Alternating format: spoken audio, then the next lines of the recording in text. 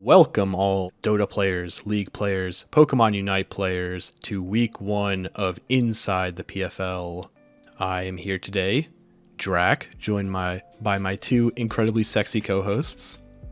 That's Mike, and we still don't allow Fortnite players. I was just being silent for once. Still no fucking Fortnite players. Looking at you, Jack. That's Bic, Oh, guys. it's Vic. Hi. That's Bic, Bic. guys. Hello, Bic. Hello, Mike. So here we are, bringing you the breakdown of what happened in week 1 of the Pokemon Fun League.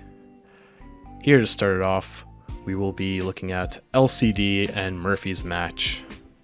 I'll give that a play. Oh no, the music is on. My bad. Yes!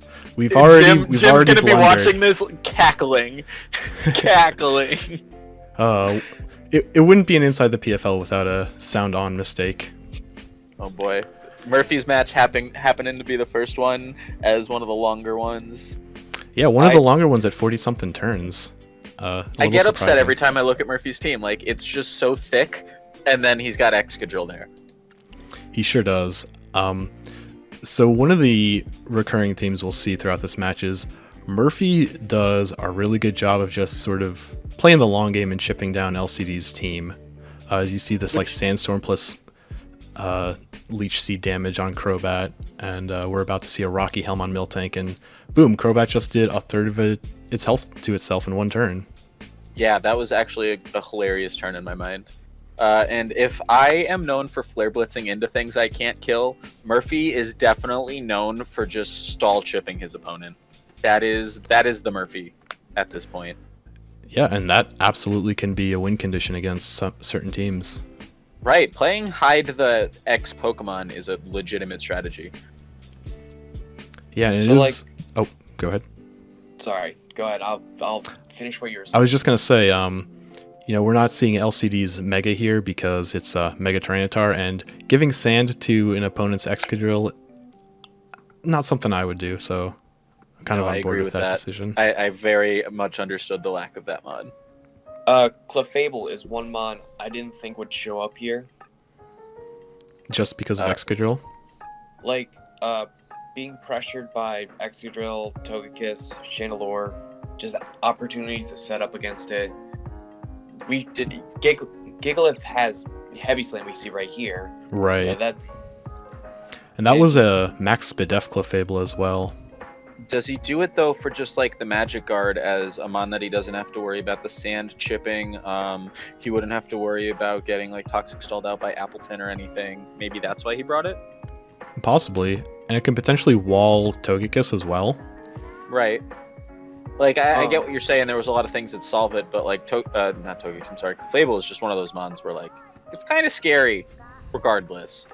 I mean, if Also- anything, I would have thought like Poliwrath or Leavanny would have showed up because they would have put pressure on like most of the bulk we see here, like Appleton, Gigalith, Scrap. Poliwrath would have done right. You are right. Done well in this matchup. You're right. It has coverage to hit a lot of these boys. Yeah, it sure does. And it can probably just stand toe-to-toe with Excadrill. It probably doesn't mind a stab EQ if it's Wait a second. bulk invested. Why does LCD... Why did we not talk about this? Why does he have both a Dry Skin Mon and a Swift Swim Mon, and then he took Mega T-Tar? Well, that's a good question. A Rainmon would have been pretty good. Right, like, it's I'm not like crazy. You're not crazy, but it's not like Sand anti-synergizes with it like Sun does. Right, I can give you that. I can totally give you that. But I mean, Poliwrath in the rain probably isn't nothing to shake a stick at. Yeah, for sure. I also want to point out that 2 gigantic checks to Appleton are already gone in Clefable and Crobat. Yeah, I remember watching this live going, uh-oh, Appleton just kind of... He sits on everything. Right, he hangs out. Unless, minus Salamence here, if I can't remember if he has dual wing beat or what happens with this Mance, but Mance could have solved it. Yeah, Mence is the last big check, and then we see Gigalith like not even blink and just hit that Rock Blast. And I actually like him taking Rock Blast on this because it potentially gets around a sub D-Dance set. Yeah, and it just hurts. I want to know what the misclick was. I suppose it was clicking Dragon Dance instead of EQ right away. Maybe that could be what it was. Maybe he did mean to just kill it. Also, would have been funny if he had the safety goggles just to stop the sandstorm chip. That would have been some tech. But is Salamence the Z captain for LCD? He brought both Z captains. Okay. Yes, he did. Wait a second. Do safety goggles also stop sleep powder? Yes. That would have been the tech. Come on, especially up against Appleton. Appleton doesn't get sleep powder. Oh, it doesn't. Okay, never mind. Does I it just protect assumed against that- Leech Seed? I think it does. I don't think so. That's Well, still like Magic Guard. Okay. Well, I guess I can tech that out later. Um, Drac And test will be getting the use later. I didn't like Crobat and Salamence here, especially because I think neither of them were boots. When the Salamence was, I didn't see any rocks damage on that. I think he needed Crobat and Salamence though, just because like if he got probably 2 D-Dances up, he'd still be faster than Excadrill, and Yep. he'd be able to fight everything. I mean, Dual Wing Beat's gonna hit everything minus Gigalith and Excadrill here neutrally, and then he had Earthquake for them. right. Yeah. Although Miltank did have the Rocky Helmet. It did have the Rocky Helmet, but Earthquake is in contact, and I don't know how many. I love Miltank, but I don't know how many +2 outrages that boy wants to sit in with. Right. Probably only one. Right. And if he has Outrage, he can just go right into Togekiss. Well, that was also assuming Kiss is dead, but yes, you are right. So we saw Murphy just sort of slam Apple Acid for 3 turns and just let Appleton die to Toxic. I think that was a pretty good play because Murphy sort of recognizes that this is the end game, and all he has to do is chip down the rest and let like Scarf Togekiss clean up. Marvel ruined that phrase for me. We're in the end game now. Oh. I love the Colbur Berry weakening the knockoff. I don't love hitting Slack off here. I am actually super surprised that it only did 25 at +1. Yeah, kind of makes you real. This though, the shed skin, but it kind of makes you realize Slowbro's large.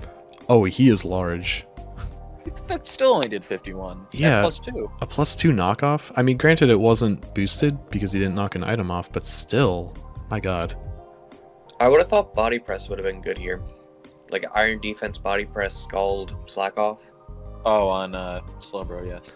I guess the only thing that gets in the way of that is Togekiss, and there's the shed skin. Good, just doing it. Oh, I did the calc with Outrage against Miltank, and it lives. How many? +2 Outrage, it lives.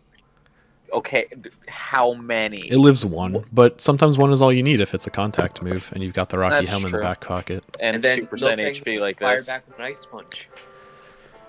That's true, it does get Ice Punch.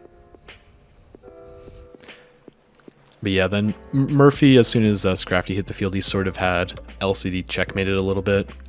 Because he just had to hit things until stuff died. We saw it. We saw LCD basically had to sacrifice Heliolisk just to get chip on Scrafty so that Salamence could KO it. I remember we all got hyped because we thought Slowbro was actually going to just come back and do it, and then Murphy went into Togekiss and ended this poor man's career. Oh boy, 60% flinches and para. It's just gross. It's just gross. I also want to just note that LCD didn't bring his S tier, and I'm still looking at Clefable and Salamence. That makes me uncomfortable. Yeah. He brought Moxie Salamence. I didn't agree with that. Yeah, actually, and Tim would have gotten in the way pretty good against the Sandcore and Scrafty. Yeah, Like, just Gigalith, it wouldn't get that chip from Rock Blast and would have been more healthy against things. yeah, but also you don't want to like switch Mance into Gigalith or Excadrill because they both have rock moves. I feel like that's risk. Yeah, that is true. And the only rock resist we see is Donphan. And I don't know if Donphan is eating an EQ after a Stone Edge, especially since it was already chipped, so... No, maybe from full. Ah, come Donphan on. also large. Look at this. All these flinches. Just ends his career. Should have been 50-ish. R. Regardless, congratulations to Murphy for a solid +3. He really looked like he was in Balling out. control that whole time. He was. He was in control. I agree with that. I mean, it's kind of hard not to be when 4 out of your 5 mons are pretty much really hard to OHKO. That's what I'm saying here. Yeah, you know, I totally agree with that. And something also interesting, you know, this was a 50 turn game. We never actually saw the item on Appleton, so when we saw him just sitting on Crobat, that very well could have been a flying berry that was just prepared to eat and, you know, revenge kill. Oh yeah, you're right. Or the poison berry. Berry. Could have been a poison berry too. Right, it could have been the poison berry too. Especially with Togekiss there. But I think that's it for Murphy's game. Yep. Well played. Congrats to him. And now on to Nijia against M1. Oh. Alright. This, Oh. I'll click play. Music already off. Hell yeah. I love how we all collectively groaned. M1 doing M1 things. That's in my Really though. Again, if I'm known for flare blitzing, Murphy's known for big chunky stall, M1's known for not bringing priority moves when he should have the priority move. Like 3 different times I can name that he's lost a game due to that. Yeah, that is fairly unfortunate. Another unfortunate thing that we see on M1 Squad is his only real check to Nidoking is Melodic, and this Melodic was not SPDF invested because really nothing else has taken like a Sludge Wave or an Earth Power. It died turn 6. Yeah, Melodic dying turn 6 is a real big issue. Wait a second, is it Milotic? I think that's one of the mons that it can be either pronunciation. Milotic or Melodic. So just because you guys say it like that, I've heard it both ways, but if I say it wrong... I mean, it's like the Loch Ness Monster, isn't it? Like, I don't know. In what way? like, cause like, Is it supposed to be Nessie? Is that what you're telling me? It's based no, off? no, that's Lapras, but I feel like, I don't know. Fuck it. This Bulu, 2 grass stabs. Why? Reasons? Yeah, Like- I mean, sometimes, like, maybe he gets low and he gets a Horn Leech What off. did he have? He had Horn Leech and Hammer? Or, what was Horn it? Leech and I'm Wood sorry. Hammer, yeah. Wood Hammer, okay. I can see bringing both of those.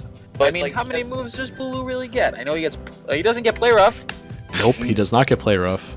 Like, he could have brought Mega Horn for Lottie and then High Horsepower for Nidoking. Yeah? I That's- don't know if yeah, that is Nidoking true. and Bulu want to be... Well, we do see it was a Scarfy Scarf, and I also want to bring up, we have M1 clicking T-Spikes twice with a Grounded Poison type Why? still on the field. Right, like, just... I don't... And then, I love this. I love this Kofag build, though. Oh, I think it... He gets rid of Sheer Force, right? No, he doesn't. 'cause No, it's not contact. there's no contact. It's if the opponent makes contact with you. Right. But still, I love this build. Like, just rocking through Nidoking. Right. I still think just spamming a Shadow Ball, even if you're not invested, would Yeah. go a lot further. Especially I since was- it hits pretty much everything on Nigia's 11, like neutral or better. It would have done well there. You're right. Just a Shadow Ball, but I do like the Iron Defense Body Press. It sucks though because Kofag doesn't get good recovery to back it up. Yeah, unfortunately, Kofagrikus's only recovery is Pain Split, I think, and that's really Rest. not reliable. And rest. Oh, okay, rest. I don't I mean, believe like, we every saw monk a gets rest, I'm fourth. pretty sure. Yeah, we did. I love this Fortress just coming in on thing. Stupid. You shut your mouth. Damn it. Slow pivot is great. Oh, absolutely.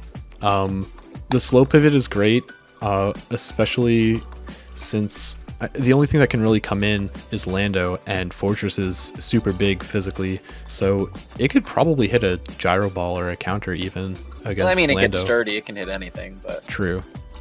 Also, clicking Defog against an Ice type. Why? What do you mean? Oh, just because you should have died there to the Ice Shard? Yeah. Like, the balls. The balls that this boy has. I think M1 got a little behind in terms of just switching into hazards a bunch. he wanted them out of there immediately. And I guess the only hazard setters were really Kaparaja and Lando. And if Lando has defog, it probably doesn't also have... Oh, and then switching in Bulu. Okay, so, does he have other hazard removal than Lando? I mean, he picked one up this week. Right. Okay. We'll get to that. Because, like, I get that Lando has defog and it's cool to run sometimes, but, like, I'd hate to have Lando pigeonholed as my removal. Yeah, that's really not great, because Lando is such a great offensive presence as well as a super strong scarfer and rocker. Right. Don't get me wrong. Lead defogger rocks. Lando sometimes. Love this flamethrower play. Oh yeah, love it. I like the mixed Absol a lot. Yeah, especially it's just missing one thing. Sucker punch. Yes. Stab sucker punch. What is his stab dark move? Do we even see it? It's got to be knockoff. Oh, it's definitely knockoff. Shut up, you're wrong. Thanks. Love it. What a great interaction we see there. Telling me Fortress is bad. Literally, I remember all of us going, this game's over right now, and then never mind. Yeah, it's super duper could have been done with Absol. And honestly, we're about to see it still could have been in M1's favor. Okay, yeah. So he body presses, right? He gets the chip on Manaphy. If this was an AV Kaparaja, now this is a huge amount of hindsight, I'll just be clear. If it was an AV Kaparaja, it would have just swept. It would have just won there, right here. Yeah, I don't know why he wasn't AV. Because he's in the face of a Nidoking with a stab super effective move. That's got to be why. It's really hard to justify an AV when you're staring down a potential Not sheer when force you're life looking orb. at Latios, who you 4x resist on. Yeah, or 2x resist rather. I have the calc here already. Like, I imagine Nidoking still 2 taps Kaparaja. Probably, but like also Kaparaja gets Earthquake, so I mean if it survives 1 and hits EQ, it's gonna hurt. Since we know it's Scarf, Earth Power would have 3 tapped. Okay, that makes sense. And it probably only needs 1 or 2 Earthquakes, especially at that point in the game. It definitely would only needed like 1. Or honestly, just Heavy Slam. Like if you're Heavy Metal Heavy Slam. Yeah, just hitting. Earthquake does more there. Well, Earthquake would do more because like max 120 base power, you'd get up to like 180 with stab. But I more meant Heavy Slam in terms of just hitting it against anything. Wait, Kaparaja doesn't get stab Earthquake. No, I'm saying stab Heavy Slam. Oh. Versus super effective Earthquake. The base powers work out to 180 versus 120.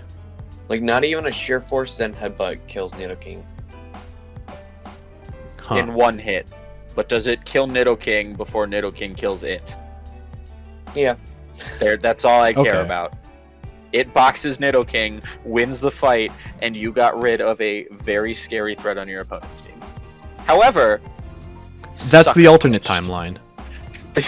That's the alternate timeline we're looking at. That's when you roll the 2 on the die and somebody else has to get the pizza. Right, so +2 for Nijia. Congratulations. Well fought match. On to the next one. M1 brings Sucker Punch. M1 brings Sucker Punch. We have Tristan against Jim. And what a match this is.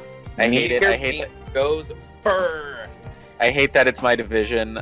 This game was nuts. What a way to end the stream. Just go watch Jim's video because you get to see his reaction to it live.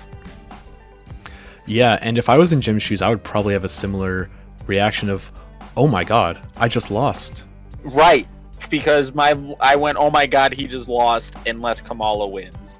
And spoilers, Kamala did the thing, but like, this game was a wild ride of who's gonna sweep who here. Oh, absolutely. Like, so this is something I don't understand. Zygarde was like fast and offensive this game. I didn't see the point of that because it would speed tie with Lele. And like, if anything, especially against Nihilego, Mega Sharpedo, Lele, Mamoswine, which is probably going to be Scarf, Noivern, you want to be bulky. Because I was looking at the calc with Nihilego, 100% of the time at +1 or 2, I think it was. Zygarde, if it was bulky, would have lived. No. Well, maybe he needs to get some big tech for the rematch. Like Amy Zygarde? Listen to me carefully. Tristan hits Z-Psych up. That man does not need big tech. Tristan does hit Z-Psych up on this turn, right? And collectively as a league, we all went, what the fuck just happened? Jaw hit the floor, and M1's looking in, or not M1, Tristan's looking in a real good position right now. Oh, absolutely. And the crit on top of that. And the crit. With the crit as well, like, just looking real good. And it's turn 10, and Jim's going, I might get swept here. And then this fucking boy comes in. He hits the sucker punch, and then... It's this next turn. Lives like, a side the shock. The balls to not hit sucker again, hit U-turn here. Like, come on. Yeah, and an unfortunate misstep from Tristan hitting Toxic on the Comatose Mon. I bet Jim expected Meloetta to leave there. I don't know. I think he did. Because if Tristan hit a move there, the game was over. It was just done. Very true. And Meloetta still probably would duel either Nihilego or Blaziken at that point, so... Oh, especially if it had Earth Power. It doesn't get Earth Power. Sorry, we're talking about different mons. I'm very focused on why the fuck did he switch in Glacier on low health into a move from a Beast Boost mon. I am super curious about that as well. And I remember in the live broadcast, Tristan took like maybe 45 seconds to bring in Zygarde, and I suppose it could have been a bluff Scarf, but at the same time, Scarf? Why Scarf Tox? That's my thing. Well, it answers Lele. Not really, because Lele could have been scarfed here. That's true. Lele could have been scarfed. Like if anything, could have, yeah. The Rube could have showed up scarfed. Oh boy. Because what on this team answers Scarf Monkey? What on this team answers Scarf Monkey? I guess Heracross. Kamala hitting U-turn.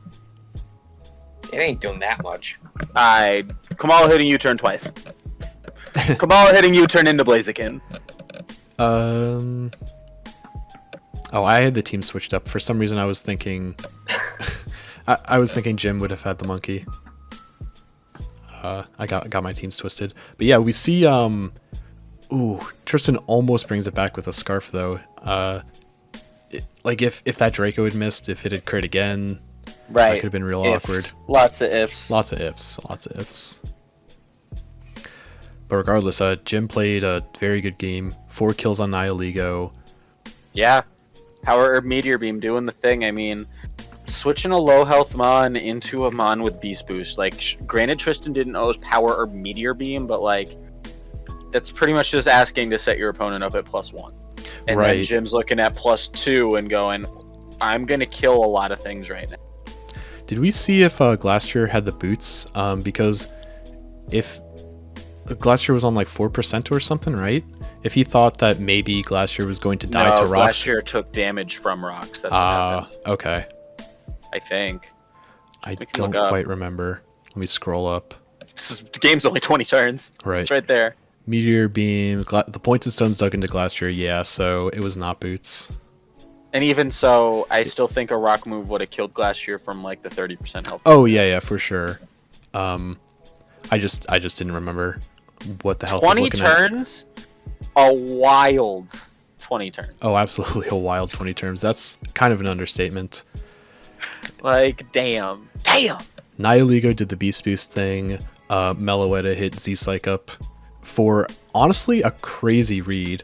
Because I guess you would be trying to copy like the boost on Sharpedo.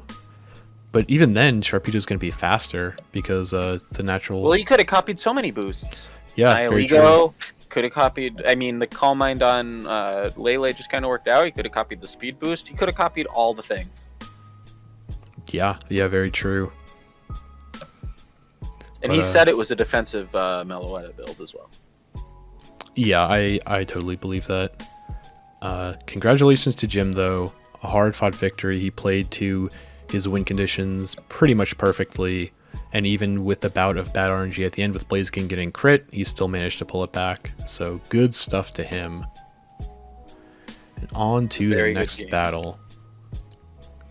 We have Mike's match against Dan. Yikes. So talk us through your strategy, your battle plan going into this. Honestly, it was just my battle plan for the season: blow everything up and pray to God I can ship his team down. And I honestly forget where I lost control in this game, because I remember the early game actually wasn't too bad for me.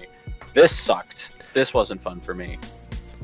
Yeah, Registeel is a great target to put the burn orb on, especially when the Mon with Magikarp is getting leftovers.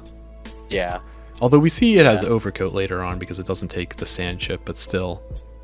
Oh, it had Overcoat? Yeah. Okay, I was wondering because I thought that Magikarp would stop the Paralyze, and then he gets paralyzed at some point in this game. Actually, well, Magikarp won't stop the Paralyze, but I guess it still could have been Magikarp as well. That would also stop the sand damage. This turn, this is where the game kind of started to get away from me. Turn 4, because I got a low roll on the second one of these water shurikens, if I remember right.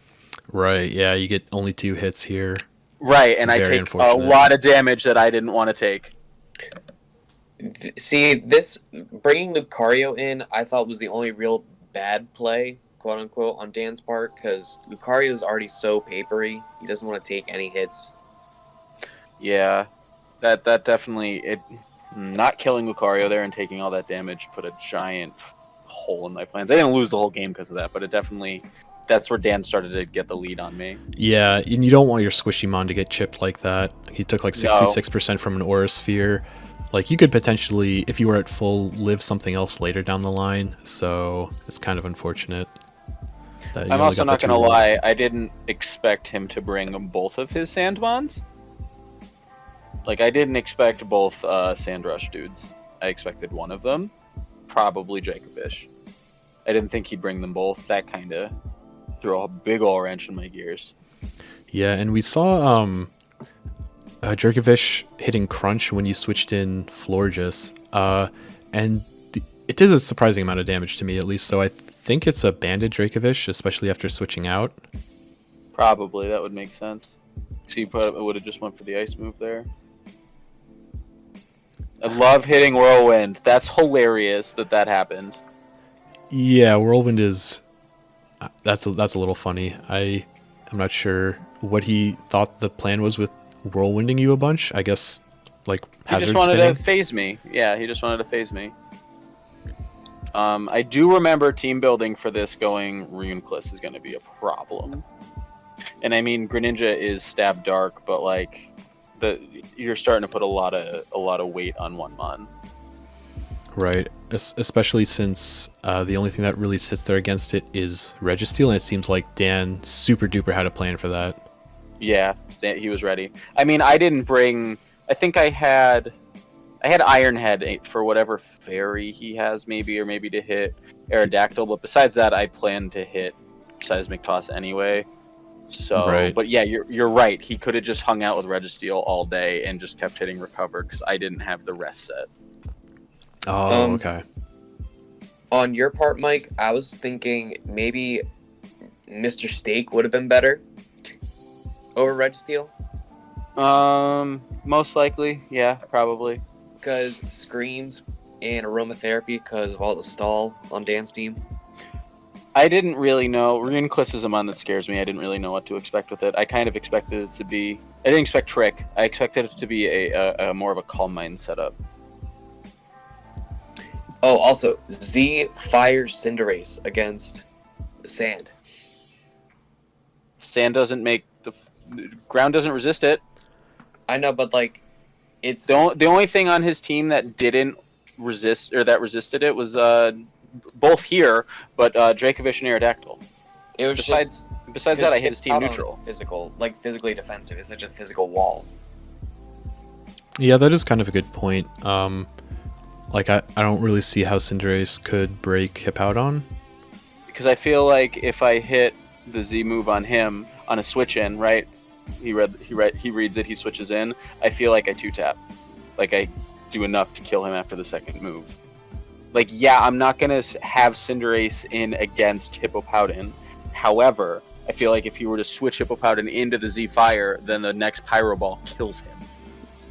You added some extra letters into Hippowdon. Did I say Hippowdon? You said Hippowdon. No, whatever. And whatever. But yeah, we see here Dave is sort of just slowly chipping you down with the hazards and the sand damage, Which I realized going into this, right? Right, and then he's got Dracovish and Stoutland in the back pocket to just finish off your tanks and duel your squishy mons. Yeah, he did a very good job. He did what I wanted to do to him. He chipped me down, and it worked. He did well. Yeah, he's slowly just whittling you down. He's got the better recovery. He's got the bigger boys. Right, he has recover on both of his tanks in this match, which is crazy. Not well, slack off and recover, but still. And I think he has Roost on Aerodactyl as well. Right, so I have Roost and Wish. Yeah. So I'm gonna bump it up to normal speed here because Dan's in a pretty really... much just me. Yeah, it's just me losing slowly. You're slowly getting whittled down. Aerodactyl with the leftovers even is so crazy. Yeah, this Aerodactyl kit was kind of hilarious.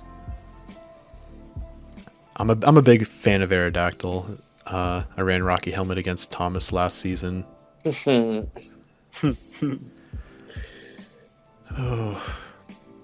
Oh. I can't actually believe he got rid of his rocks there. I was very surprised he hit Defog. It was probably so that something low on his team could come back in, but he did that, and I was like, cool, I could send Greninja in now once the sand's gone, because Greninja's at like 3%, something low. Yeah, Greninja would have just died to rocks. He's at 9.5%. Right, like, so I was very surprised that he hit Defog and got rid of his rocks. Maybe he thought Cinderace was scarfed and didn't want Stoutland taking rocks damage on a high jump kick. No, maybe that could be it. Yeah, that's a possibility. Because up until you hit Inferno Overdrive against Reuniclus, you very well could have been a Scarf. I wouldn't have 2-tapped. I just looked at the math I did, the damage I did there. I also kind of figured that I'd be able to get rid of Hippowdon with Specs Greninja hitting Water Shuriken. I haven't looked at the calcs, but I don't know if... Well, if you got all of the hits, you probably would have killed, yeah. Yeah. And Big Stoutland is just doing the thing. What were your other moves on Greninja? Dark Pulse, Water Shuriken, U-Turn. I want to say Ice Beam, and I don't remember, honestly. It might have been a Psychic move. It might not have been, because I know he gets extra sensory. It might have been Grass Knot. I really don't remember. Well, regardless, a solid +3 for Dave here. Yeah, he did good. For Dylan. Or, no, Dan. Dan. Oh my god. Too many Ds. Too many Ds. Dan? It's Dan. It's Dan. It's former Dan. champion. Former champion Dan. With that, on to the next match. We have Bick and Manny. So let's first of all, let's get this one on the road. Fuck you, Manny, and your Cotton Guard bullshit. Love it. Hey, Cotton Guard is a serious set. I love how there was a 15-minute intermission during this match. Oh, it was that fucking too. Great. There was actually almost an intermission in my match too. My internet died in the middle of my match with Drac, but that's not what we're talking about right now. We got Buzzwole facing off against Swampert. Also, I don't know why sub Buzzwole. So it couldn't get toxic? I mean, I don't fucking know. It's just, if anything, Roost, Toxic, Drain Punch, Ice Punch. Yeah, I brought when we were like scrimming, I actually brought a pretty similar Buzzwole set, but with a different EV spread. But anyway, yeah, Buzzwole. Surprised his only attacking move was Drain Punch. Yeah, I am too, because there's not like you really only want to hit Drain Punch against like Weavile and maybe Celesteela, but Buzzwole doesn't super want to be in against Celesteela regardless. Right. Does bulk up too? Oh yeah, the bulk up into the crit. Oh, that was huge. That was huge. That was huge. I wonder, did crit matter? It probably mattered, but I don't think Corviknight could have like revenge killed with like a Brave Bird or something, since Gallade was at +1. That's true. That is true. Love Mega Altaria. Oh, a very, very solid Mon. And we don't see that Manny really has much to deal with the Leech Seed Celesteela set. Even though you missed. 3 times. Yeah, RNG really kind of just did not do you any favors this game. It's almost every game, Mike. You should know this. Listen, I lost the finals because of RNG. I don't want to hear it. Yeah, fucking this shit. Look at that. That should have O-code. So on 2.5, it did like a quarter. So it wouldn't have killed, but it would have chunked a bunch. I still love it.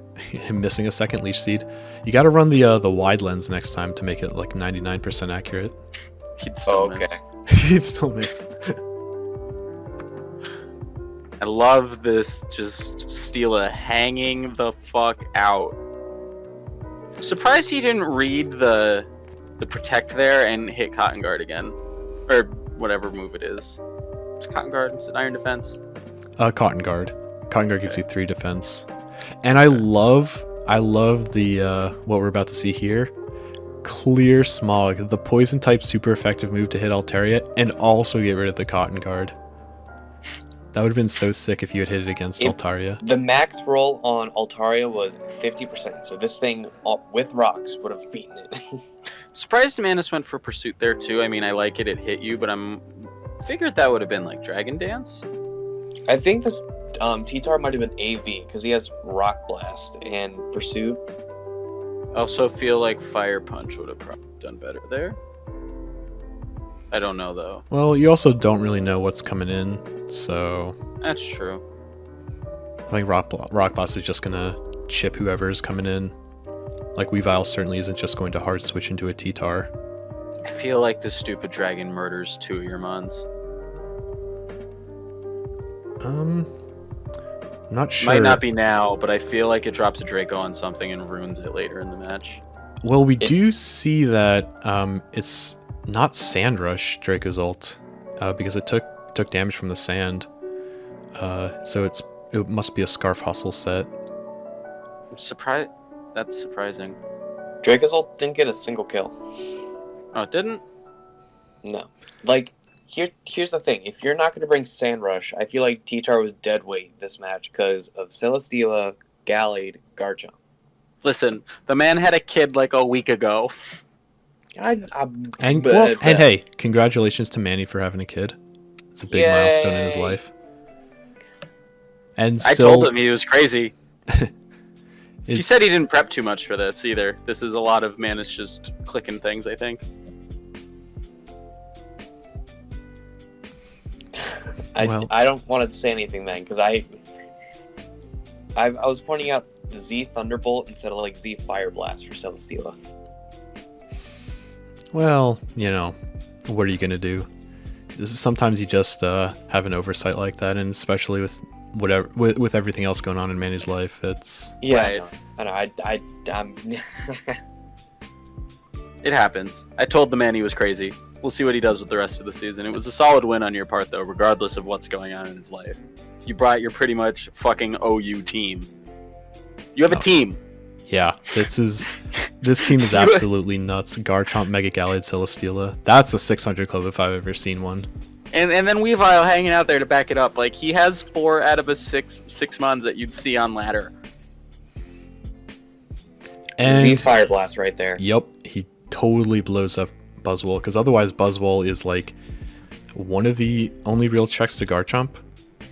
Yeah, I mean, yeah, Fire Fangs probably would have hurt over time, but I mean Drain Punch and Leech Seed too, so that's a I needed to be like +4 in order to +2 to 2-tap Buzzwole Fire Fang.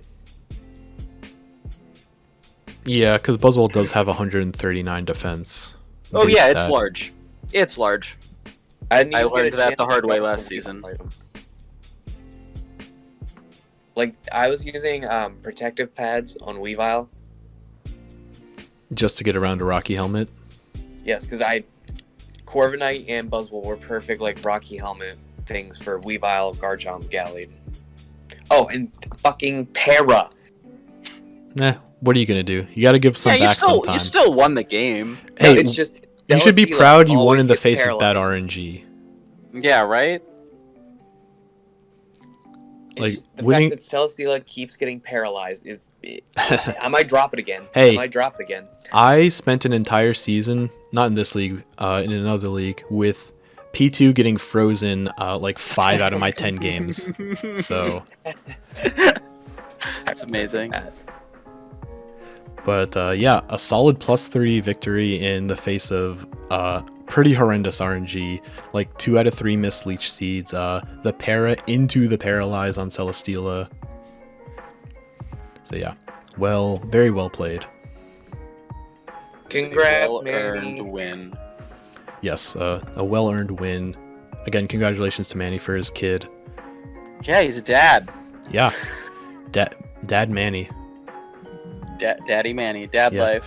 Hashtag it. Daddy Cham.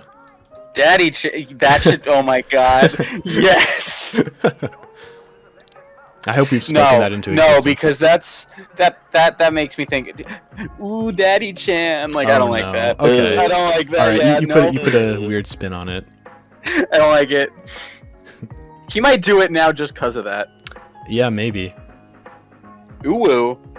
On to our 6th match with special guest Hunter.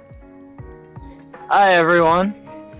Hunter with the biggest plus of the week, with an absolutely crazy, ridiculous team. So while I get this started, why don't you walk us through your prep, your drafting strategy, everything going along with this game? Usually I do more for the drafting strategy. This season I didn't. I went for mainly value and then saw where my pick landed, so man, Coco, if there's ever value on your team, it's Alakazam at 120. And I think I got him in the 5th round, which I was absolutely surprised about. Like, the fact that he wasn't going, I was like, well, the value is too much at this point. But it was basically Coco, and then I like to build hyper offense, and then I usually don't incorporate walls. And now for this season, I have, and I wanted to use, because I mean I've used walls before, but I've never had success, and I feel like Vaporeon, Druddigan, Steelix, and Eldegoss might be a little bit different. Oh, that's an absolutely monster defensive core, especially when you have Vaporeon in the back pocket to just wish everything up. The huge special defense tank. That I don't say right. Yeah, the drug monster, whatever. Or Dragedian and Edelgard, right. Or as Joe would say, like Viprion. Viprion, right. Or Vip Nasty. Hey, Vip Nasty. We know who you're talking about. Also, I'm still... Seriously, though, Alakazam on this team. You're looking at Torn, Alakazam, and Coco. Like, come on. Yeah, one of the main things going on in prep that I saw, I did like multiple shadow battles with a person, and as long as I kept Alakazam in the back pocket, I always won. I feel like that's just Alakazam, though. As long as you keep Alakazam in your back pocket, you win the game. Yeah, and there's ways to play around him. And right, one of the big Alakazam checks in Grimmsnarl goes down first on James's side. Which probably made you feel great. That was very lucky. I didn't even plan to do that. I'm not going to take credit for that either. Well, it just works. Yeah, sometimes it just works. He was my best switch in at the point, and I knew he was going to rest, and I thought that I could just like possibly chip him down with Dazzling Gleam at that point, but it just worked out a little bit better. I love Girder too. Was it Guts? It was Iron Fist. Okay. Yeah, we see the ability swap right here. Oh, okay. Because there was a point where James could have hit Willow, and I'm sitting there going, please don't do this. Don't hit Willow right now. It would have been decent. It was just there for priority and some super effective chip on like Scizor and I guess Toucannon, because I didn't expect Toucannon to come, but it ended up being there. And doing stuff. Oh yeah. Honestly. Kind of. I think if anything switched into it, it would have kind of like slapped it with a boom burst. Right, and I think that was James's sort of strategy with bringing Zazu, as we see here. Well, he gets the Tailwind, but he also gets the huge boom burst as well. Yeah. I love the names on his team, just because, like, the research he did. Like, Joe looked up who Arnold Vosloo was. I don't remember. Oh, it's the actor who played the mummy in the Brendan Fraser Mummy. Right. Like emo or whatever. Yeah. Which was hilarious. Yeah, love that's it. hilarious. He definitely. That's dedication. That's boner for you. That's just James. And so we've seen the only other check James has to Alakazam and Scizor resisting the Psychic is also already down. So you're kind of just like waiting in hand to see if you can get Zam and clean, right? Also, are you gonna tell me that they gave every Pokemon and their mother Mystical Fire and they didn't give it to Alakazam? That is weird. Oh, he doesn't have Mystical Fire? I don't believe so. That's mind blowing. I feel like they just handed that move out. They handed it out to a lot of fairies. Oh, Yeah. so they can fight steel types. Yeah. That makes sense.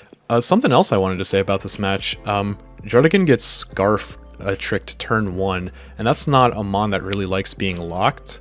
But you handle it basically perfectly. It gets 2 really great paras, and just Scarf Glare is hilarious. Yeah, Scarf Glare is so good. And we're about to see why Alakazam being moved down to 120 was a mistake, commissioners.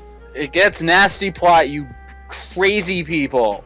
Oh, it wasn't drafted 1 season. Let's move it down. Yeah. Like, there's so many other mons that go undrafted for multiple seasons and they just stay stagnant. Alakazam goes 1 goddamn season. You guys are like, yeah, let's move him up. Or let's move him down, Entei. Out of common courtesy, I waited 4 rounds to pick Alakazam because I was like, this isn't fair for anyone, and then you guys let it go, so I had to pick it in the 5th round. I mean, hey, I'm not mad at you for drafting it. I'm mad at the commissioners for being drunk with power. Absolutely. I wonder how many of the suspicious move downs were the hands of the commissions being like, hoo, maybe I can draft this. Listen, I already threw my tinfoil hat on for Jim getting Lele the first season it's in the league. Yeah, his general core is absolutely terrifying to me. You know what's absolutely terrifying to me? Your team. Fuck off. You finally paired hyper offense with some walls, bro. Yeah, I know. We're gonna see how it works out this year. And I mean, week 1 went well, and I got Mitch next week, but I'm never usually good against Mitch, so we'll see about this. You can't prep for stupid, bro. You just can't. Tyler proved that fact when he was in the league before he cheated, that he'd win against our best players because you can't prep for Zapcan and Wigglytuff. All right? Hey, spoilers. Spoilers. We're not quite there yet. I actually helped Mitch prep, and I gave him that set. Oh. Good. I need insight. What was Wigglytuff there to outspeed, bro? Wigglytuff was his main check to Dragapult, and then hopefully at later game it would force a switch in to Incineroar, or switch in on a parting shot, and then if he missed Zapcan, he had Blunder Policy. So, here's the thing. Mike knows this. Normal fairy types are not answers to Dragapult. Thought they were. Man, on paper, they look like great fucking answers to Dragonbolt, bro. And then you get hit with Z Steelwing, and you go, what? It depends. I didn't think he was, like, gonna use that sort of Dragapult. I thought he was gonna go more of, like... It's not his captain, anyway. Specs Dragapult seemed to be, like, the best, like, setup against Mitch's team, so I assumed he would bring that. And then, when you run Specs, obviously, you could have got trapped in the Shadow Ball or Draco. Well, great prepping on all fronts in that case. Game, we end up talking about Mitch's game. I was about to say, we are digressing just a little bit. It's a tiny amount. So, regardless, congratulations on your big +4 this week. A very strong, explosive way to start the season. I'm super not looking forward to fighting you twice. I can't wait, because you usually get the best of me, so now I get to see if I can actually make a comeback in our little rivalry. And now my head be is a lot just of going, fun. the best, over and over. All right, with that, I would believe we'll move on to the next match. Thank you so much for stopping by, Hunter. No problem. Good luck, everyone. Yeah, best of luck in the future. On to Dylan versus Thomas. A very exciting and kind of wild game. So let's get that started. Thomas match. So we see right away Sash Leipard against Mega Glalie. Thomas misreads that he's going to go for Spikes turn 1, which honestly is not that bad of a read in my opinion, because bleeding Mega Glalie, that kind of makes sense. But then I don't know, I see Mega Glalie, I want to slow it down. Yeah, well, Thomas gets the suicide para as a result. Alright, the CC just cleans up Mega Glalie. It's essentially a 1-for-1. Now, this next turn, I don't know what Dylan was thinking. Did he forget that Scrappy is a thing? Did Thomas forget that Scrappy is a thing? No, Thomas had Scrappy. I don't know why he switched, because he was talking about why he he was here for the draft. So he drafted Surfetch because of Aegislash. Also, Aegislash did the thing this game. Oh, really though. Absolutely did the thing. I mean, did we know if Surfetch was fast? Because it could have been bulky and Aegislash could have been fast. I don't know what his spread was. No. I did some calcs post-match that the Aegislash was max HP and 252 modest, and looking at the lineups, I believe that's because all of Thomas's tanks are slow, and Aegislash, if he has Aegislash against a tank, really nothing switches into the Specs Shadow Ball, the Specs Flash Cannon, what have you. AV Surfetched, I did the calc on that. That's the one thing. Yeah, I ran AV Surfetched when I had him one season, and he did quite a bit of work. I was a big fan of that. It's just the only thing Thomas would have to worry about then is Air Slash from Aegislash. Also, I want to talk about something a little sad. Everybody talks about Mons not getting drafted or being underwhelming. I feel like Volcarona is almost the epitome of that. We see Volcarona do basically nothing there. Get toxic. Didn't we talk about that in the draft preview? How Volcarona is it looks so good on paper, and then it just... We did. It makes me a little sad because I like Volcarona a lot, but... On paper. Sad, but it's how it is. Yep, very true. It be like that sometimes. Yeah, and we see Aegislash here getting, pretty free big old flash cannons on everybody. Just free moves. Something that Aegislash loves. Absolutely. And I believe he read a switch into Gyarados with Shadow Ball there, because otherwise you would never lock yourself into Shadow Ball facing a normal type. Yeah. Or it could have been even for Galarian Slow. Yeah, it could have been for Galarian Slow, bro. Okay. Right. Isn't that King? King, yeah, you're right. I was right. Nice. I got a bit ahead of myself. So yeah, we also see that Thomas didn't have a super great check to Aegislash, I don't think. I think maybe he could have relied on Leipard with the Prankster T-Wave, but that already went turn 1, and we also see that G Slowking isn't Assault Vested. And also Leipard, its attack isn't large, but knockoff would have been very effective there. Oh, absolutely. Probably not against the Mega Glalie, but... No, but having it to fight Aegislash, letting it go like that was very... All of it was an interesting interaction. Yeah, and okay, we see Scarf...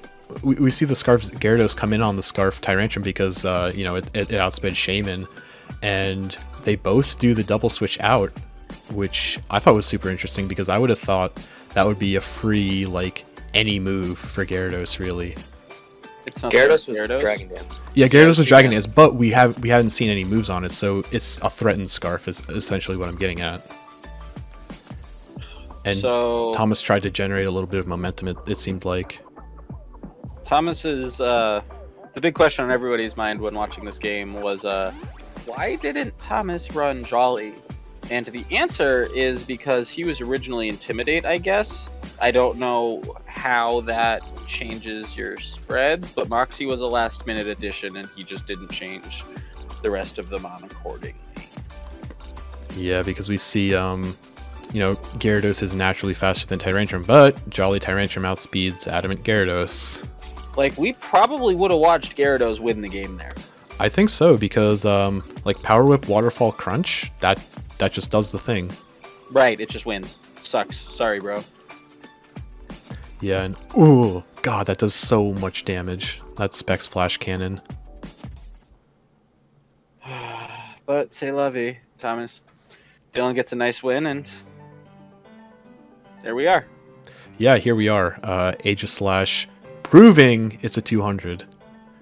I still think it's a good addition to the league, even though it has a very strong performance here. And I don't think it's a little bit out of line with the other performances we've seen from similar Mons. So very well done by Dylan. Mon. We'll have to see how it does the rest of the season, because I am worried it's just going to continue to just kind of win. You think it's just going to keep doing the thing? I'm a little worried. We'll see what happens.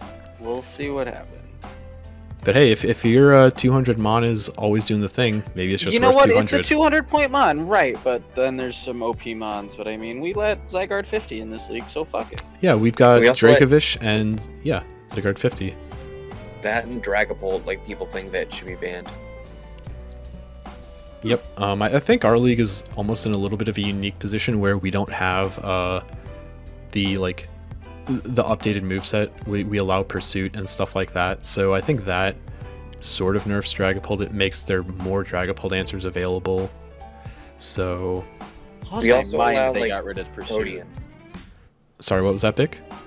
We allow Protean and Libero Cinderace, which are Ubers. Yeah, they're considered Ubers, but I haven't really seen an oppressive Uber performance from them so far.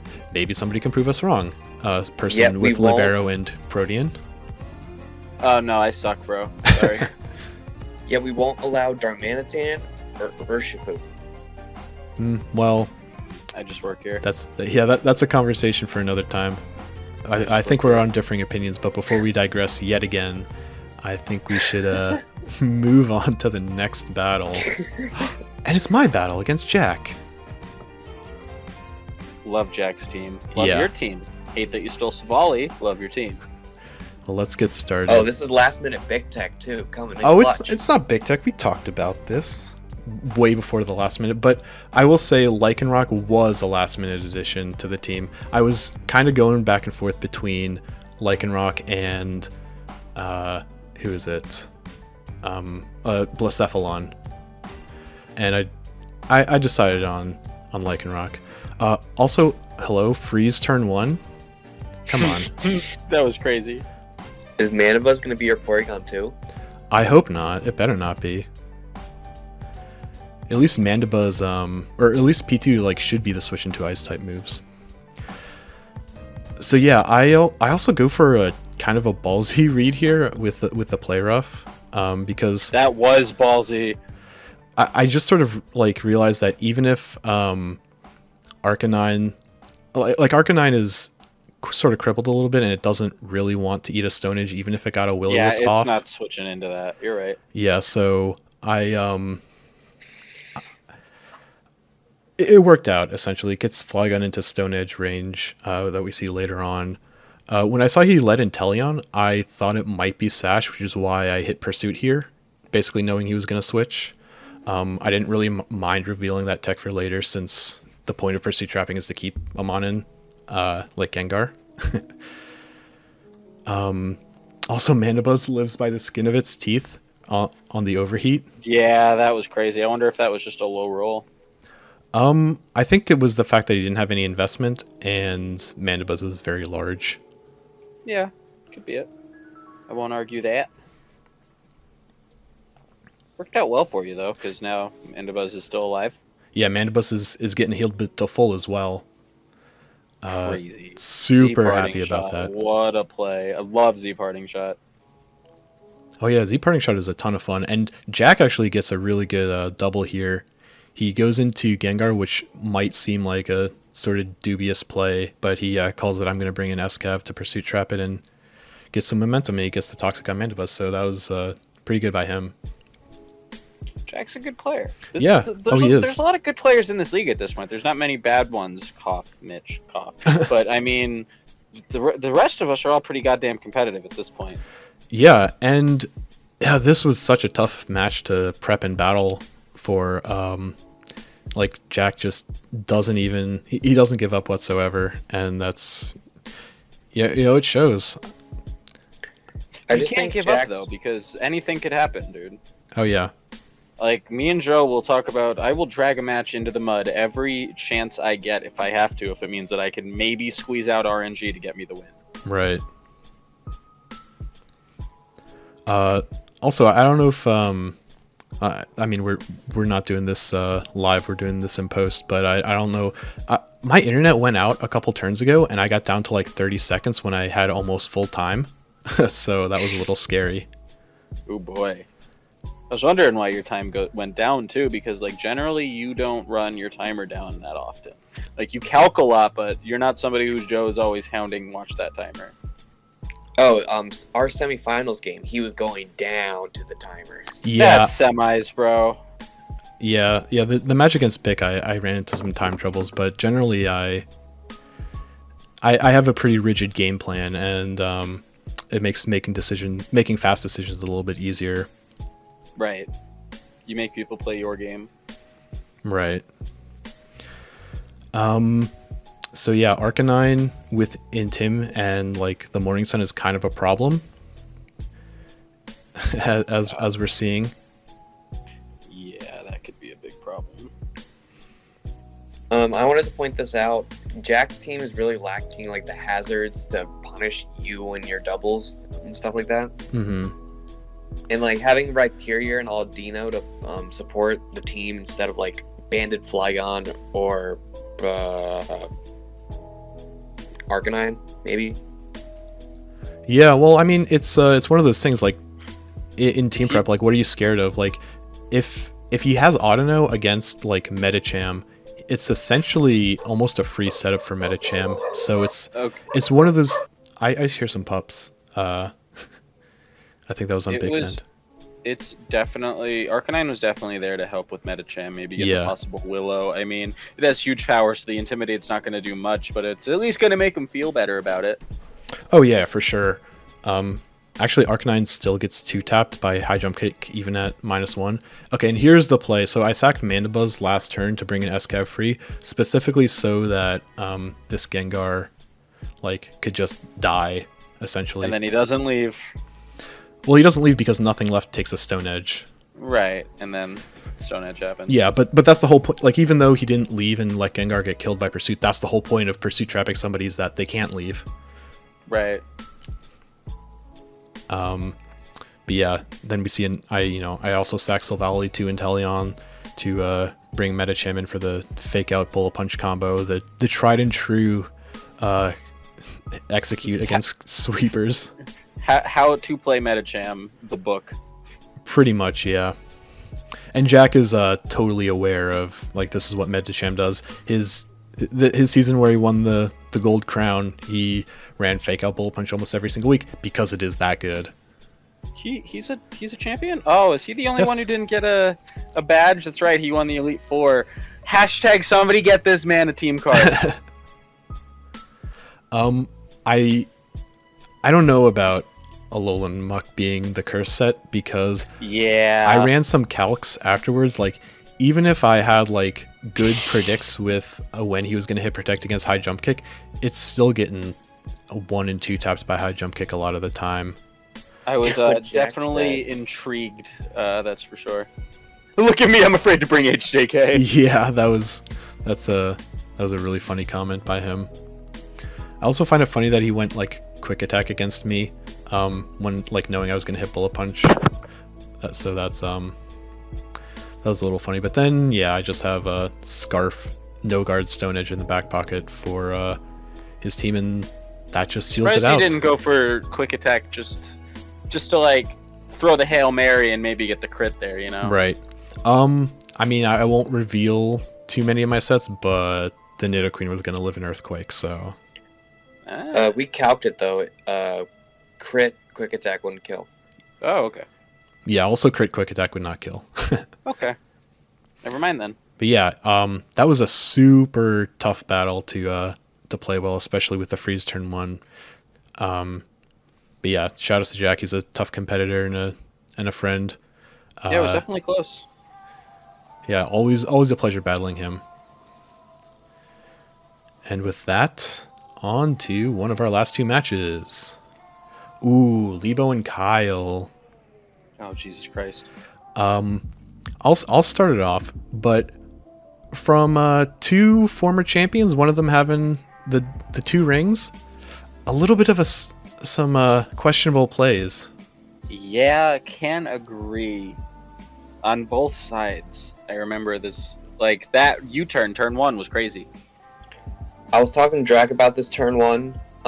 If you're trying to bait out Victini by disguising Zoroark as Mega Venu, maybe Sucker Punch would have been the play. Yeah. Yeah, and then we see Zoroark just kind of get murked. He is out low health. He wasn't going to do much, especially since he was pretty much he only answered Victini, I feel like, on this squad. I mean, Porygon 2 is a good Victini check. Yeah, Porygon 2 is a good Victini check as well, but also Victini can just 100% U-turn out on P2 every single time. I guess, but it's like when it comes to 1v1ing it with like foul play, Victini ain't appreciating it. Yeah, fair enough. So we saw P2 just a turn ago trace the immunity, and Which was crazy.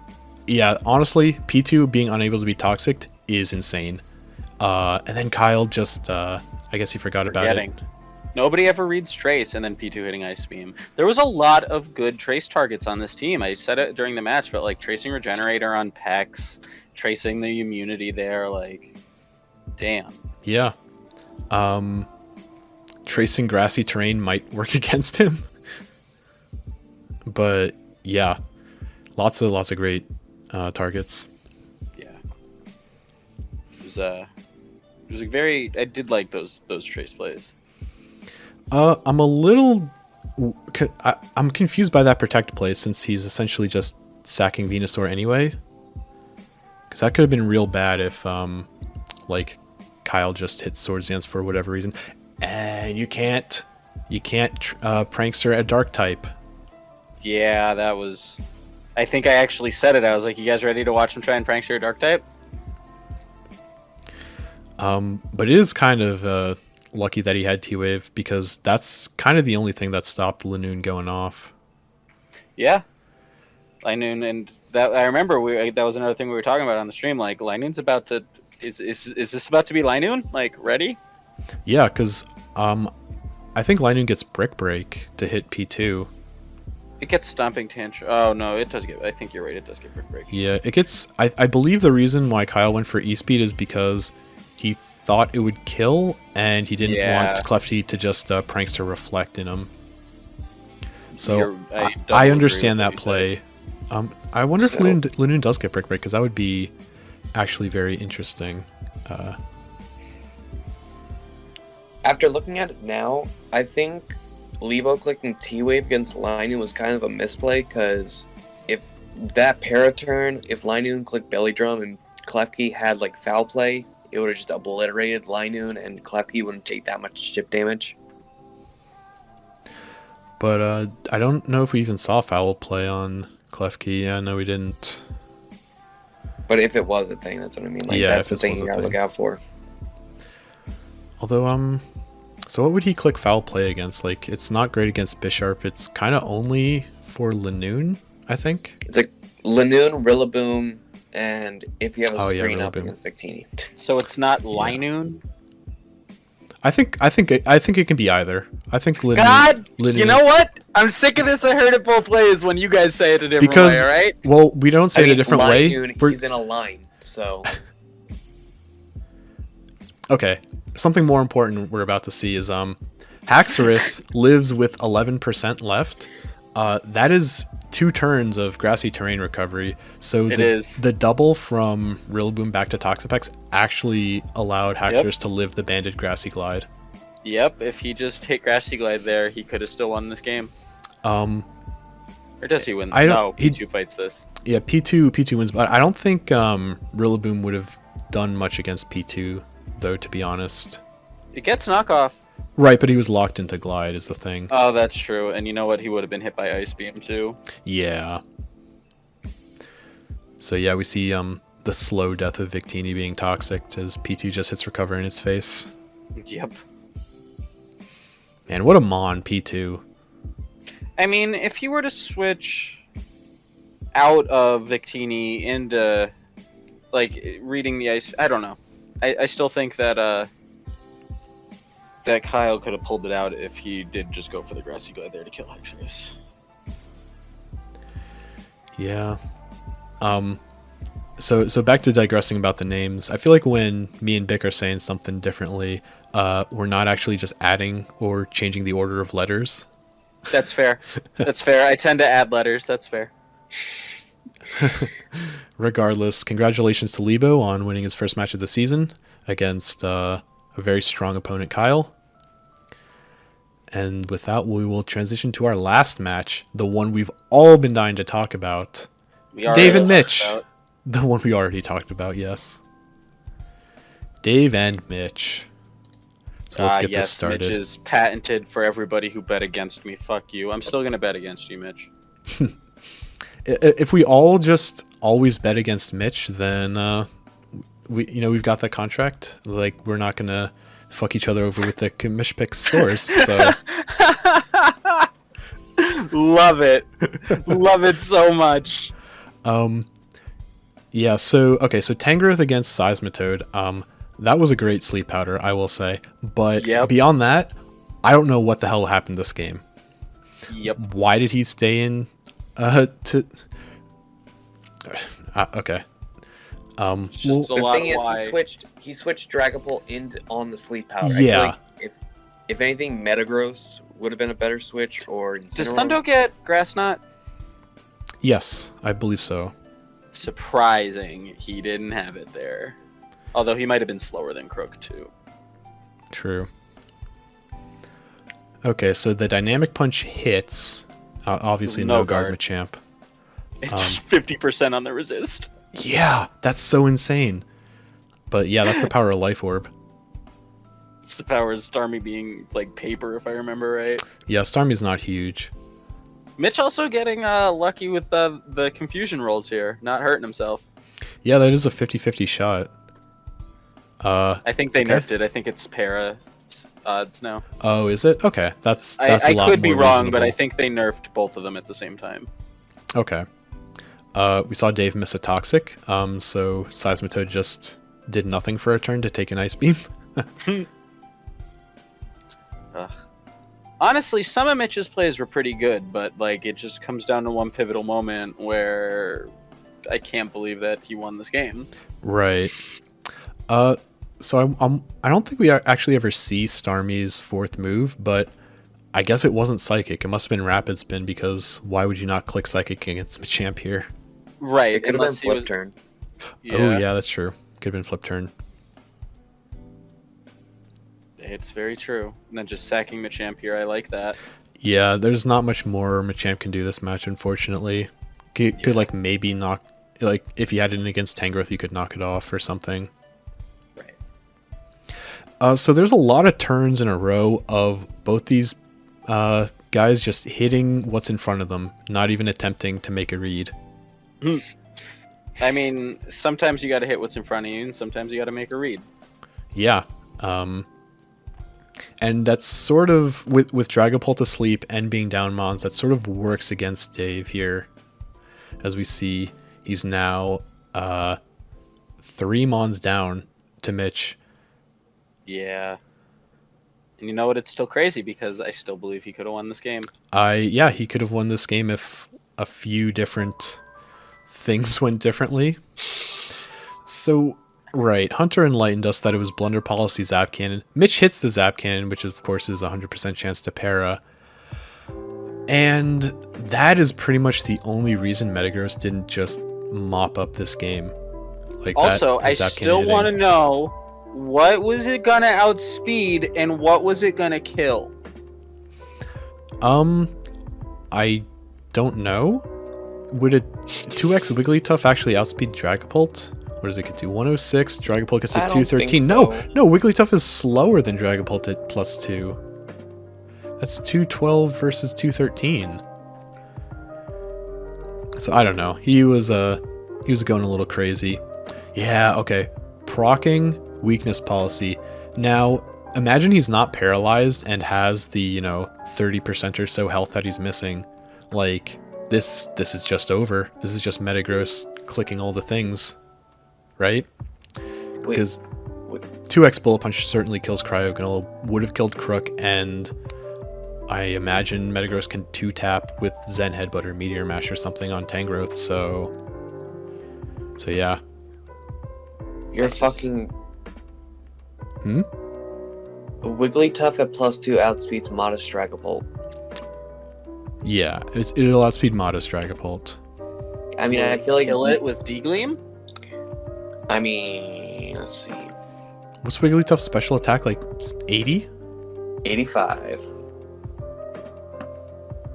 It's a 50% to kill after rocks. Wow. Okay, I am less tilted about it, but still, like, Metagross still probably would have won that game. And, like, if out of all things, Zap Cannon, not Thunder Wave. Right. He wanted the blunder policy, bro. Yeah, he wanted the blunder policy. But, like, it's Wigglytuff's only job was for Dragapult. That's it. Wanted the blunder policy, bro. 2 times speed is much more than nerfing your opponent's speed by 1/3, I feel. I feel like there's a lot of people in this league who don't do Speed Creeper like mixed EV sets where they just run the 252, 252, and then like the plus speed nature. And I mean, I haven't like built with Dave or anything, but I get the feeling that he's one of those, so I don't think it would have ended up working out even if he got the blunder policy proc on Pult. But that's the alternate timeline. We're in the timeline where Mitch managed to weasel his way into a victory with +3. And then think that he's hot shit for it. Love it. That's why we got to take him down a peg. We got to help someone. You can't take Mitch down any more pegs. That poor man's already at the below bottom peg. He's not even on the board of pegs.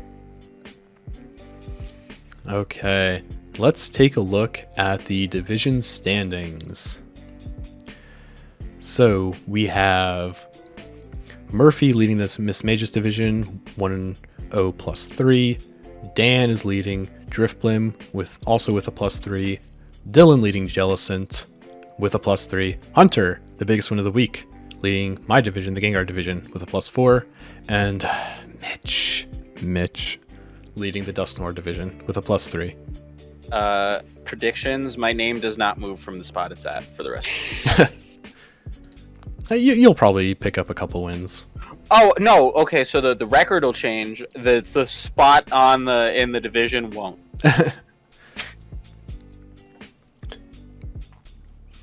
What a week. It's only week 1. It's only week 1. It was an explosive week 1 as well.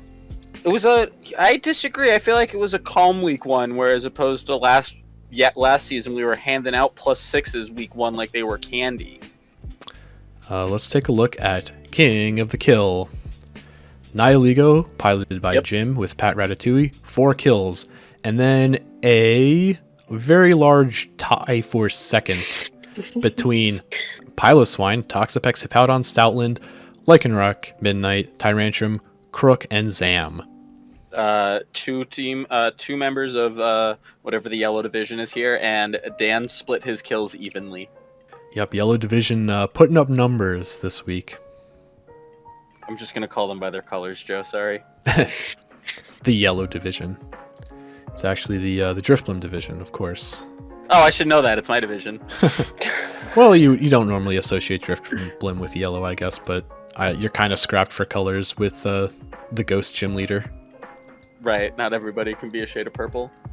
And now in the slightly different shade of purple division. in the lavender division.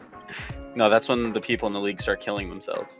Let's take a look at trades and pickups, of which we only have one. M1 dropped Meowstick for G Mr. Rhyme. Actually, just Mr. Rhyme. He's not a Galarian form. Spins. Yeah, so what we were talking about before, where Lando was his only defogger, now M1 has a spinner. And you know what? I feel like he's decently fast already. Like, I feel like his stats aren't garbage. They're not, like, the greatest, but... He's base, like, 70. Maybe I'm thinking of the... I don't remember. Well, G Mr. Mime is base 100. That's what it is. Thinking of G Mr. Mime. That boy is fast. Yeah. He's got those quick feet. Happy Feet. I thought Mr. Rhyme was Happy Feet. That's on me. Well, they both sort of do a dance in their animation. Oh, okay. But I do like this pickup for M1. It essentially fills the same role of Meowstic, but also gives him the addition of, the spin and the offense. And Meowstic basically being a prankster screens bot, that role already can be filled by Electrode, kind of. So I think that's a great pickup. I mean, you don't need prankster when your base speed isn't he like 150? over 115? Yeah, I was gonna say 123, but okay, so even faster than that. Yeah, 150. Is he the next fastest to Regieleki? Deoxys speed. Oh, yep, okay. It goes Electrode. There's big gaps in when you get up to the fast Electrode is up there though. Electrode, since Gen 1, by the way. You've got Electrode, Deoxys speed, and Regieleki. Love it. The thing is about M1's team, because Mr. Rhyme isn't that reliable. You're like, all right, I'm gonna bring Mr. Rhyme to spin away hazards every week. When like on the board, there's still things like, what was it? Serena. That was the main thing I saw. Okay. Yeah, but then he would be doubling up on a grass type at that point. I mean, that gives him another mon with Grassy Glide. Does Serena get Glide? Yes. Oh, wow. And especially against, like, rematches against Nijia. Right, Mega yeah. That could be a big thing. And, like, you have triple Axel for Latios. You have a better answer to Manaphy. And Serena is big as well. Like, yes, it is. 90. She's a great Assault Vest user. Yeah, 90 in both defenses and I think 70 HP. That is... You can't sleep on those. Doesn't it get those. recovery? It gets synth. Yeah, it gets synthesis. Yeah. So M1, you might want to reconsider. But really, though, bring priority. Oh, that too. Yeah, Sucker Punch on Absol, almost always useful. Yep. And with that, let us transition into the predictions for the last week of the season. I had 4. Last week. Same thing. I had 4. Mike and Vic both had 5 correct predictions. So I'm upset because you changed the numbers, because I love when you gave us the numbers early where you were like, I just assumed Mitch lost, so this is what the standings are. A little bit of background. I posted a screenshot. I was like, hey, here's the standings, guys, and I had already filled out that Mitch had lost to Dave, so it would have been 5-6-6 instead of 4-5-5. Love it. Oh God. So yeah, let's get into it. Vic, start us off. LCD versus M1. I said LCD. Yep. I also think LCD as well. Yep. Sweep that shit. That's a sweep. All right. Murphy against Nijia. I think Nijia has a real problem with Sand Excadrill. I'm going to go Murphy. I'm going to pick Murphy as much as it pains me because I don't want to support that asshole of a team. I think it's another sweep. Oh boy, 2 sweeps already. Wow, call it sweeps week up in this. You guys gotta pick differently than me, okay? I gotta catch up. I already have notes written. Okay, with that, Tristan against Dan. This is really interesting. So Dan has obviously Sandrakovic. Tristan has his insanely bulky team. I think I'm gonna go Dan though. I'm gonna have to pick Dan. I'm going Tristan, even though I hate his team. All right. 2 for Dan, 1 for Tristan. Now we have our fellow Inside the PFLer against his former co-host, Jim and Mike. Oh, it's Jim. I'm also gonna pick Jim. It's Jim. I went Mike. Ooh, we got a believer. Wow. Somebody has to believe. It's not me. Bick versus Thomas. I'm going Bick. Ente's bad. I'm going me. You know what? I'm gonna team build with Thomas, trick you, and then not bring Ente. But seriously though, Thomas, because fucking Ente matches really well against your team, bro. Not really, but okay. Not when you over prep for it because you see it coming, but like it does. Well, we'll see next week. Manny versus Dylan. I think I'm gonna pick Dylan. I think I'm gonna have to pick Dylan. God, why? I said Dylan too. That's fine. Oh, that's Sometimes another we just sweep it. It just happens. Sometimes there's a lot of sweeps. Sometimes there's not a lot of contention in the week 1 pairings. Week 2 pairings. Yeah, well, this is the week 1 of Inside of the PFL. It's not week 0. Okay. I know what you're saying. Right. But I mean, I guess it could be interpreted either way. These are the week 2 pairings, but it's the week. Yeah, blah, blah, blah. Everybody knows what I'm talking about. Me versus Everybody's Leibo. right in this situation. Yeah, everybody's right. Nobody's wrong. Me versus Leibo. I'm gonna always pick myself for the rest of the season. I'm sorry, Drac. Leibo's showing in that. Leibo does. I said Drac. Leibo made Mega Swampert work on a Sun team. Yeah, Leibo's got the chip. Leibo. I don't. You're right. Next thing we know, Leibo brings fucking weather. Yeah, Leibo's gonna he's gonna bring Sun Venusaur. Move. He's gonna bring Sunny Day on Mega Venusaur and not Mega. Right. All right, Jack and Kyle. You know what? I'm just gonna pick all of my division for all of this. So I'm picking Jack because this is a Conference Cup week for Gengar. Oh, okay. I don't think I can pick against Kyle. Generally, after Kyle loses, he has that like never again moment, and then he just goes on a rampage. So I'm really upset that decided to happen week 1 because that means that he's going to go on a 9-week rampage. I said Jack. Oh baby, the There we Gengar go. believers. All right, We're not sleeping anymore. James against Dave. Like I said, I'm going with my Gengar homies, so I pick James. I'm gonna have to go with Boner as well. Yeah. That's a sweet baby. Okay, do we even need to talk about this? Hunter v Mitch? Nope, Hunter. Hunter. Yeah. So those are the Commish Picks. I have not yet thought of a more clever name, even though we're not commissioners. It's like I didn't even question it either. I was like, why do you need a different name? They're the Commish Picks. We could just call them Pick'ems. No, they're the Commish Picks, damn it.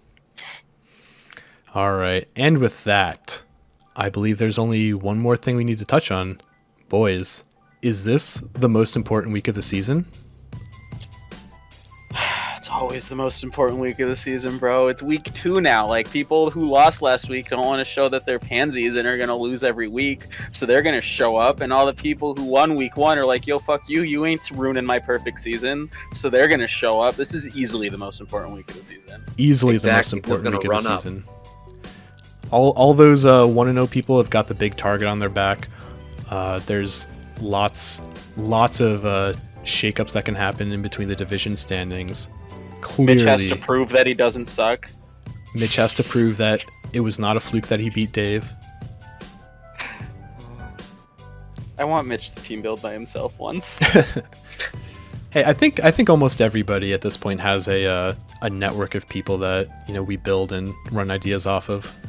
You're right, but you can't also tell me you've never team built by yourself. That's true. My first 2 seasons, it was all on my own. And you did well. Yeah. But with that, I believe we will be signing off. This has been the week 1 of Inside the PFL. This is Drac signing out. See you guys later. Bye-bye. Bye.